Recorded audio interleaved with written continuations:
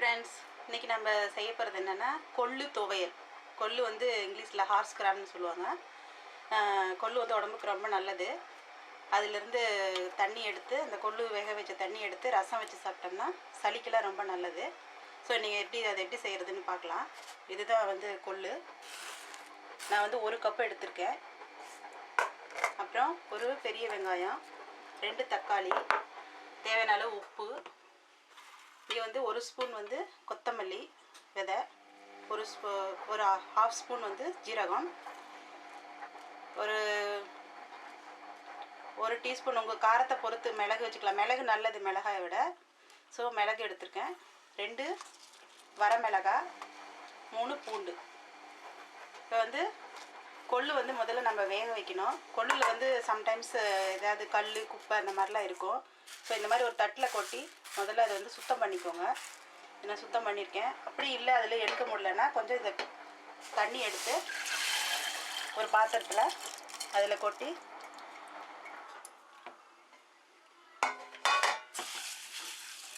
இது வந்து கொஞ்சம் அரிச்சு எடுத்துக்கலாம்.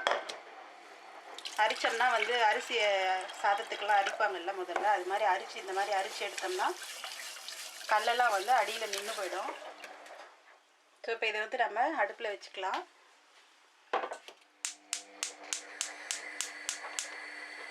நீங்கள் எதுவும் போட வேண்டாம். வேக வைக்கும்போது சால்ட்டெல்லாம் எதுவும் போட வேண்டாம். நல்லா வேகட்டும். வெந்ததுக்கு அப்புறமா நம்ம துவையில் அரைக்கும் போது சால்ட் சேர்த்துட்டா போதும். இப்போ அடுத்தது வந்து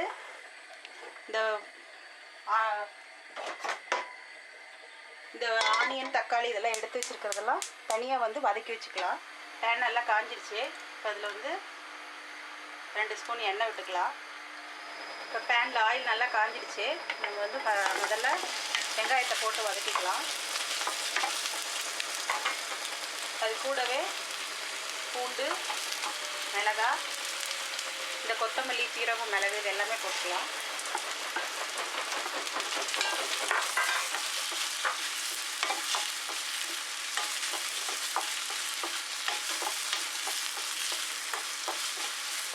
மிளகாய் விட மிளகு சேர்த்துனீங்கன்னா உடம்புக்கு வந்து ரொம்ப நல்லது கொள்ளுக்கு.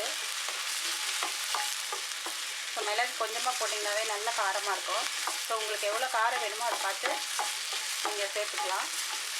இப்போ வெங்காயம் ஒரு பாதி வதங்கிடுச்சு. இப்போ வந்து தக்காளி சேர்த்துக்கலாம்.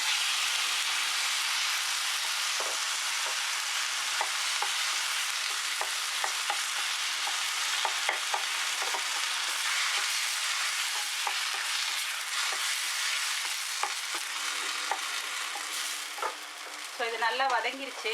இப்போ இதை ஆஃப் பண்ணிடலாம். கொஞ்சம் ஆறட்டும். கொள்ளு அந்த பக்கம் வேகுது. அதுவும் வெந்து முடித்ததும் 2 ஆறுனதும் நம்ம மிக்சியில் போட்டு அரைச்சிக்கலாம். ஆறுனதும் நான் எப்படி அரைக்கிறதுன்னு உங்களுக்கு காமிக்கிறேன். இப்போ வந்து கொள்ளு வந்து ரெடி ஆகிடுச்சு. வேக வச்சு எடுத்தாச்சு. இதில் வந்து இது வந்து வெங்காயம் தக்காளி அது வணக்கி வச்சுருக்கேன். இதில் வந்து நம்ம உப்பு சேர்க்கல முதல்ல. ஸோ இப்போ உப்பு வந்து நான் இந்த கொள்ளு கூடயே சேர்த்துக்கிறேன். சேர்த்து நல்லா கலக்கி விட்டுட்டு இப்போ இது ரெண்டும் வந்து நம்ம மிக்சியில் போட்டு அரைச்சி எடுத்துக்கலாம்.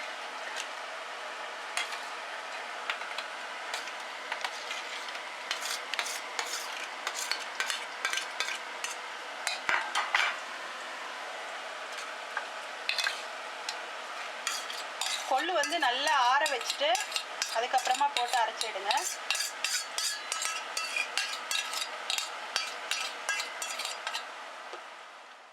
கொள்ளு துவையல் வந்து அரைச்சி எடுத்தாச்சு. இது வந்து சாதத்தோடு போட்டு எப்படி சாப்பிட்றதுன்னு பார்க்கலாம். இது வந்து சாதத்துக்கு தான் நல்லாயிருக்கும். அது எப்போவுமே கொள்ளு சாப்பிடும்போது சாதத்தோடு சேர்த்து சாப்பிடும்போது நல்லெண்ணெய் சேர்த்து சாப்பிடுங்க. ஏன்னா கொள்ளு வந்து உடம்புக்கு சூடு. அது எப்போவுமே நல்லெண்ணெய் சேர்த்து சாப்பிட்டிங்கன்னா டேஸ்ட்டாகவும் இருக்கும், அதே சமயத்தில் உடம்புக்கும் நல்லது. ஸோ இது வந்து சாதத்துக்கு நல்லா ஃபிட் ஆகும். அதே உங்களுக்கு வந்து வேறு என்ன இட்லி, தோசை இது மாதிரிக்கெல்லாம் ஏதாவது சட்னி வேணும்னா என்னோடய சேனலில் வந்து பாருங்கள், லிங்க் இருக்குது. ஸோ ட்ரை பண்ணி பாருங்கள். கொள்ளு துவையல், ஹார்ஸ் கிராம் சட்னி.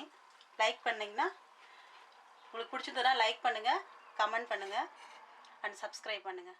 தேங்க்யூ.